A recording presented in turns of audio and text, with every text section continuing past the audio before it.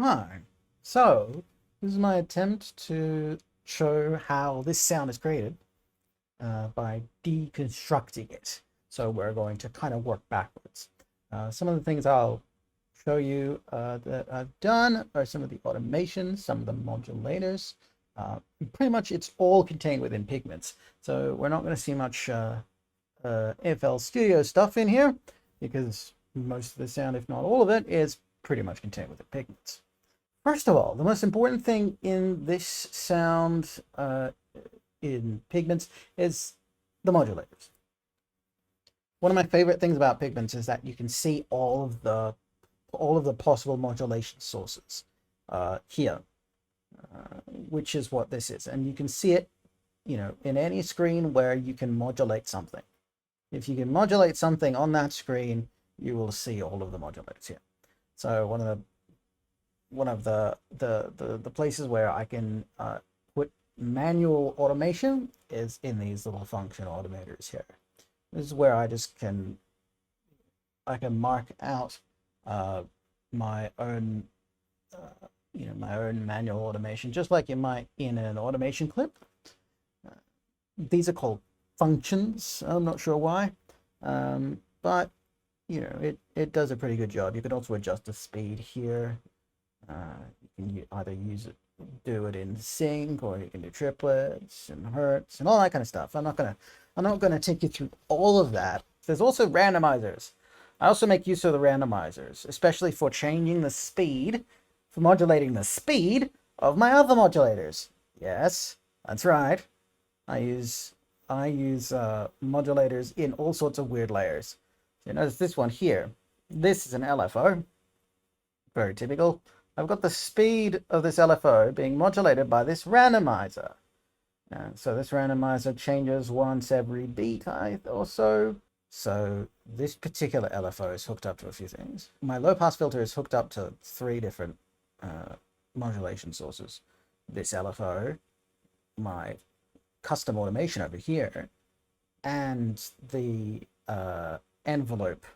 It's this and this which have the most impact on this sound. So let's have another listen just to remind folks what this sounds like.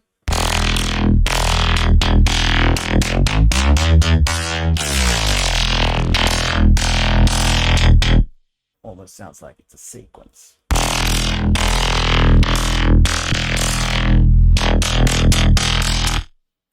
So what we're going to do, let's see what happens when we turn that off.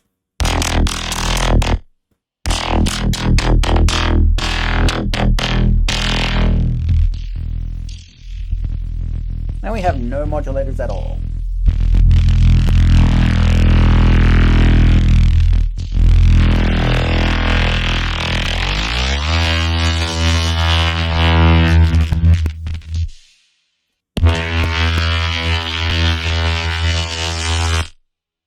It still sounds really cool, but that's where pretty much all of the character of this sound comes from. It's really from those modulators.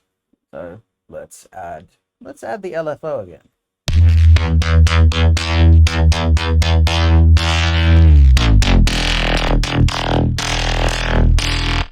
Well, let's change the waveform.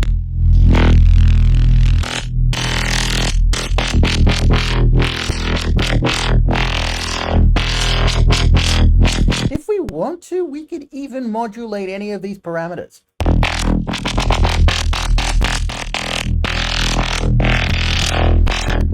Now this one is modulating the shape of this. Now let's go down into what actually makes this sound. What's actually making this underlying sound? First of all, there's 2 layers available to us in Pigments. There's 2 short sound generated, primary sound generators. Each sound generator can be an analog, so it's basically a very more or less a simple triple oscillator additive synth. There's a wavetable, which is what we've got now. There's also a sampler, and then there's a harmonics engine. And the harmonics engine makes some really interesting noise. For now, I've just got two wavetables at the moment. Now with this wavetable in particular, in fact, with both wavetables, I'm just using some wavetables that are built in to Pigments that just come with it out of the box. So let's turn off one of these and just focus on engine one. See what that sounds like. That's just engine one. What does that just engine two sound like? Fairly similar. They're fairly similar sounds that are at different octaves. I'll draw your attention to one thing in particular that I think has perhaps the most impact on this sound, more than either of these wavetables. It's this. Specifically this here.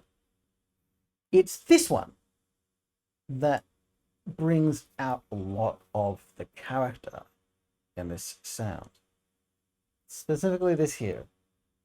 So in most of these filter types, by the way, filter type isn't just low pass, high pass, etc., but rather these are independent filtering effect modules because they come with their own filter modes. So this one here is called Matrix 12. It comes with its own low passes, its own high passes, its own band passes. It's one of the filter types that allows you to use a sound oscillator source as a modulator. This is called frequency modulation. I didn't actually know what frequency modulation was until very recently, to be honest with you. And it's Pigments that actually taught me what it was. So frequency modulation, kind of, when you turn it off, it kind of sounds like this, right? Now that's very harsh.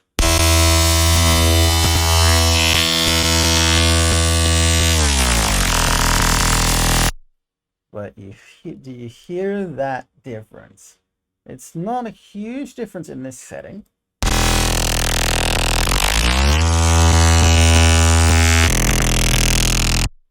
But if you hear that, it's very, very thuddy.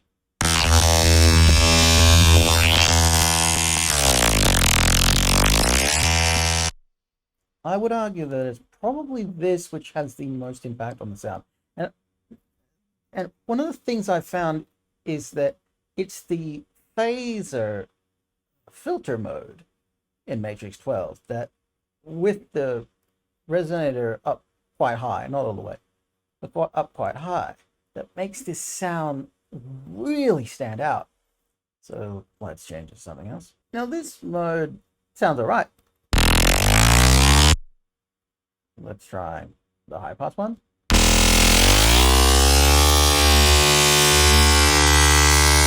Doesn't have all that much effect.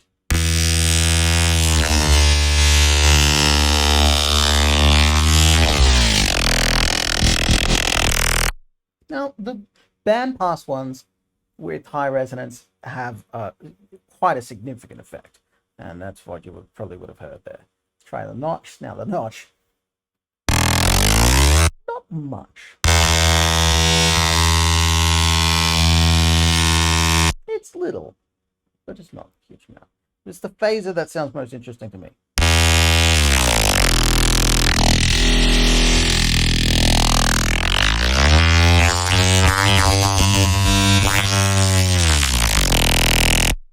And that's, I think, that just brings out so much character in it. It's remarkable.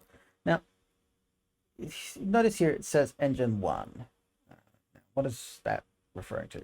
Well, first of all, it's referring to this engine. So each sort of primary sound generator is called an engine. Each primary sound generator has more than just one primary sound source. There's, of course, the primary sound source, which in this case is a wavetable.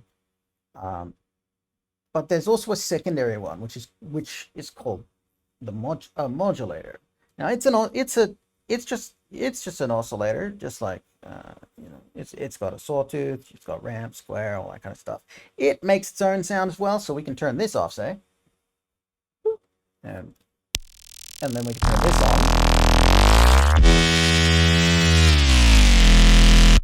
And see, that is now making the sound rather than the wavetable. So we turn the wavetable on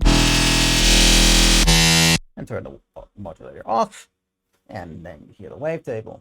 But when dealing with these filters, what this engine 1 is referring to, by the way, you can select the FM source, and when you can select engine 1 or engine 2, what you're actually selecting as the modulator source is this. You're not able to use the wavetable itself as the modulator source, which is kind of a shame. It took me quite a while before I was able to figure that out. The unison type. So in super mode, there is no effect on what this modulator sounds like. It just sounds like a single oscillator. But in classic, like the modulator becomes, gets a voice for each one of these voices. And it follows the tuning rules set out in your detune. Also the stereo stuff, which is kind of amazing. So in this case,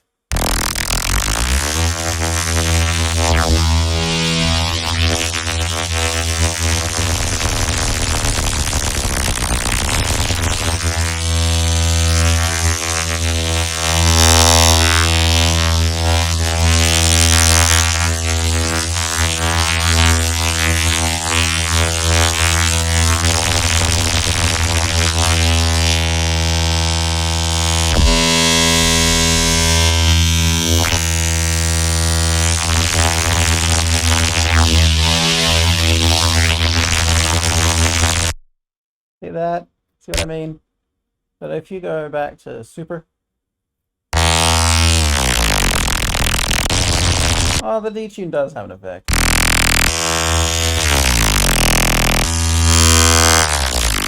But the stereo mainly affects the wavetable itself. So that is what's causing most of the character in that sound. Now, if any of you have heard snails before, not snails, the animal, but snails, the artist, I would hazard a guess that most of the sound created by snail is done with very creative use of these modulators. And so the lower you go, the slower the wave will oscillate, and that can give you some very interesting. If I then bring this down, oh, that sounds, it sounds interesting in its own way, but that's a bit too low to be able to make out pitch.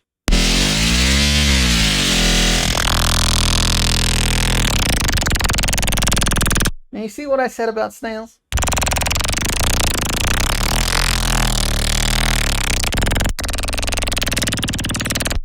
That is, I guess, a breakdown, a very unordered breakdown of how this sound is put together. I'd be more than happy to do as many of these as you would all allow me to, and I'm glad that other people find them useful. And until next time.